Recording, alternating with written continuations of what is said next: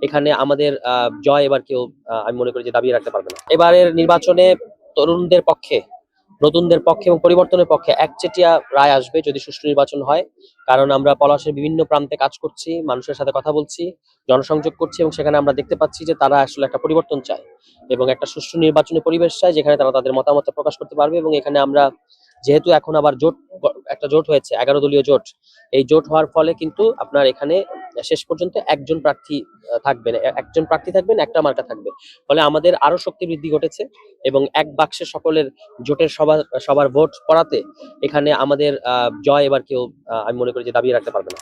জোটের সব জায়গাতেই এখনো বেশ কিছু আসনে চূড়ান্ত প্রার্থীর নাম ঘোষণা করা হয় নাই, যেটা নিয়ে সেন্ট্রালে কেন্দ্রে কথাবার্তা হচ্ছে এবং খুব শীঘ্রই হয়তো আনুষ্ঠানিক ঘোষণাটা আসবে এবং আমার মনে হয় এটা 10 তারিখের আগেই হবে।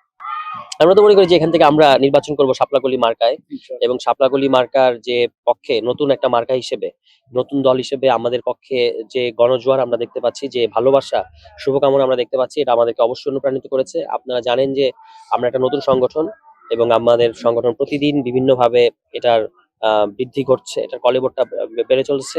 এর পাশাপাশি আমাদের যেহেতু জোট সঙ্গী রয়েছে, তাদের সাথে আমরা কোলাবোরেট করে কাজ করছি একসাথে এবং এর মধ্য দিয়ে আপনার এই যে জোট এবং বাংলাদেশপন্থী আধিপত্যবাদ বিরোধী শক্তিগুলো একসাথে আসার কারণে পলাশী নরসিংদী 2 এর নির্বাচনে এই জোটের পক্ষের যিনি প্রার্থী হবেন বা যে মার্কা থাকবে সেই মার্কার বিপুল ব্যবধানে তারা জয়ী হবে। আধিপত্যবাদ বিরোধী আমাদের বীর শহীদ ওসমান হাদি, তিনি কিছুদিন আগে তাকে নির্মমভাবে হত্যা করা হয়েছে এবং এখনো পর্যন্ত তার অপরাধীরা, তাকে যারা হত্যা করেছে তারা এখনো তাদেরকে আইন শৃঙ্খলা বাহিনী কিংবা সরকার শনাক্ত করতে সক্ষম হয় নাই, মানে তাদেরকে ধরতে সক্ষম হয় নাই। এই বিচারের দাবি সবসময় থাকবে এবং হাদির যে স্মৃতি, হাদির যে লেগেসি, এটাকে আমরা সামনে এগিয়ে নিতে চাই। এবং আপনারা দেখতে পাচ্ছেন যে সারা বাংলাদেশের প্রত্যন্ত অঞ্চলের তরুণদের মধ্যে হাদির ব্যাপারে যে ইমোশন, এই ইমোশন আমরা যেন জাগরুক থাকে, সেজন্য খেলাধুলা থেকে শুরু করে নানাভাবে তাকে আমরা জীবন্ত রাখতে চাই, তার স্মৃতিটাকে ধরে রাখতে চাই।